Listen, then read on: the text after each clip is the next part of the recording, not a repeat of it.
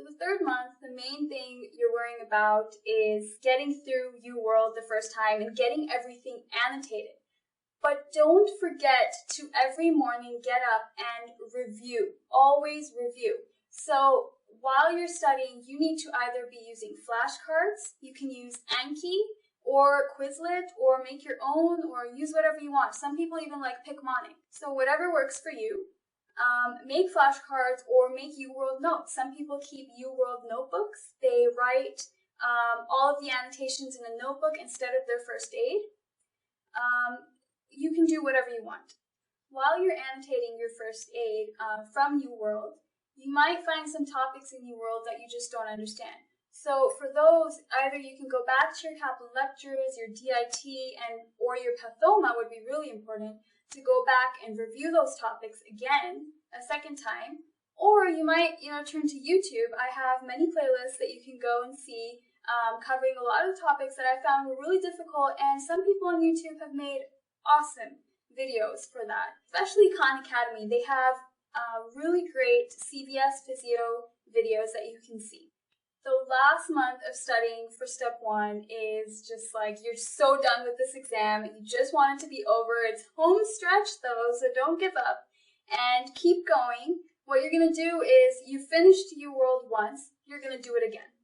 And that sounds like it sucks, but it doesn't, because you're going to see that you get the questions quicker. You might think you remember the questions, but you really don't. There are like 2,500 questions. You don't remember all of them. What you need to just gain out of that is, don't worry about the percentiles, it's am I getting the concepts right? When I'm doing the questions, why am I getting them wrong? What is the concept, the root of the problem, right? You need to get to that. That's the last time you're going to be able to do that. That's your last month before the exam. So it's crucial to understand why you're getting these questions wrong. That is the basic schedule for 4 months.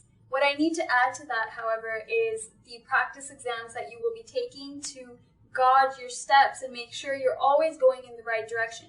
Please do not study for this exam and not give any practice exams, no matter what the forums say. That, there might be some people who can get away with not giving the NBMEs, but I really don't suggest it, because how do you know that you're getting better? Your UWorld percentages are not proven to predict your score accurately, okay? I know that on a lot of the forums, and they have these graphs, and they say that if you have this UWorld percentage score, then this is going to be your score in the real exam. And I will put a link to one that I used to use. I used to obsess over these percentages, and fine, you're going to do it, but you need to take an NBME just to make sure, right?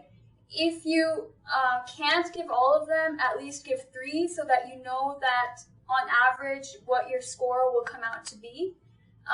But if you can give all of them, that would be great. I would suggest giving 1 at the very beginning. If you don't give the Kaplan diagnostic, then give an NBME so you know where you stand. Again, just like the Kaplan diagnostic test, the NBMEs provide you a chart that tells you subject-wise what your weak areas were and what your strong areas were. So very helpful for studying. In addition, the NBME questions actually repeat on the real exam. I know people say they don't, but I got one. I remember I had done something like NBME 15, I think. Don't quote me on that, but I think it was NBME 15. One of the questions came in the real exam. So they do repeat for sure. And it's really good to have seen all of those questions once, because those questions are real USMLE questions. So why would you not do them? Why would you take the risk of not doing all of the NBMEs? It doesn't make sense. Is there an order to taking the NBMEs? Sure. Do the harder ones, which are the most recent ones. They're harder because they're closer to the exam type. They have images and audio and all of that stuff. Those are very similar to the actual exam. So do those at the very end, because they are actually going to predict your score a little better than the ones that were made in the beginning that don't have audio and they don't have images in them. My suggestion to you is that if you can do all of the NBMEs, then do 1 at the very beginning. If you don't do the Kaplan diagnostic test, then do the NBME. Okay, it does the same thing as a Kaplan diagnostic test would. It gives your subjects like in a chart, according to what your weakest are and what your strongest are.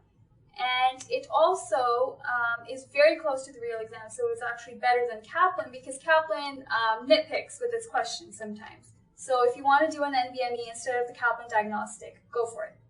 Then I would suggest give an NBME again after your first month of studying, then give another one after your second month of studying, your third month of studying, and then in the last month, give one every Sunday or whatever, every week, give one, so that you know how you're doing, you know, that you're going in the right direction.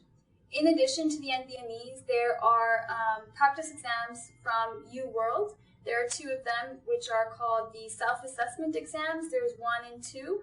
I think it's the second one is supposed to over-predict your score. So people give it at the end of their studying so that, you know, they get that boost of confidence that, hey, I'm doing really well. But just be careful with that, right? Like, especially if you're getting a bare minimum passing score, I would not give this exam. If you are getting lower, if you're even getting 190, I would not give this exam. You need to be above 200 in all of the practice exams to be able to give this exam. If your UWSA 2 score is 190 or even 200, I would not give this exam.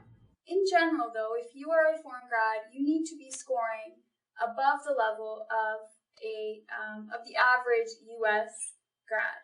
So there are many charts that the ECFMG provides that you can go through. They call it charting outcomes. They tell you that if you got this score, you would be able to match into the specialty, or maybe you would not be able to match into the specialty. And it tells you accordingly, this many residents were foreign medical grads, this many were US grads, whatever. It has all the stats there for you. I'll link it down below so that you can check it out. Okay, so that is it. That is mostly 90% of everything I know on studying for step 1. I really hope it was helpful to at least someone out there. If you have any questions that I haven't answered, then please feel free to email me at studentdoctorsunite@gmail.com or leave a comment below. That's always faster. All that's remaining is basically what to do on exam day. So I might make another video for that if you guys are interested. Thanks for listening and subscribe.